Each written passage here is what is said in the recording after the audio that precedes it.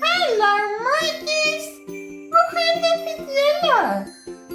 Mijn naam is Kirikus. Wat is jouw naam? Oeh, dat is zo'n mooie naam. Maatjes, het jullie geweet dat partij mensen denken dat vleermuizen jouw bloed drinken en dat hulle in jou hare kan invlieg?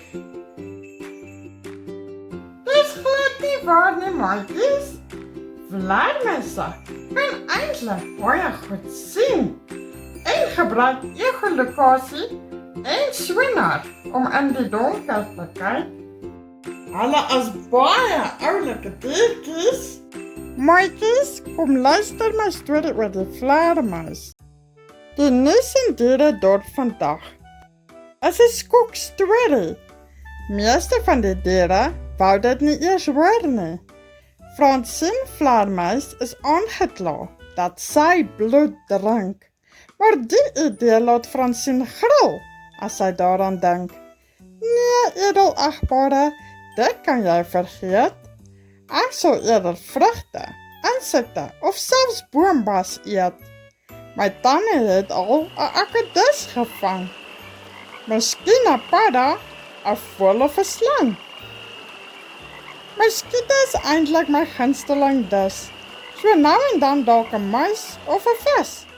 Nee, edelagbare, bloedseier vleermuise bly in die VSA. Dierebloed soos 'n bosluis, julle kan Google maar vra. Die regter het na al die bewyse gekyk.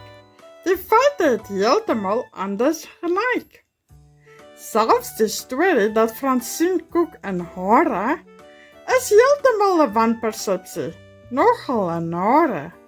Fransien se echolocasie en sonar werk goed om hare te vermy en Fransien het net daar haar vryheid gekry.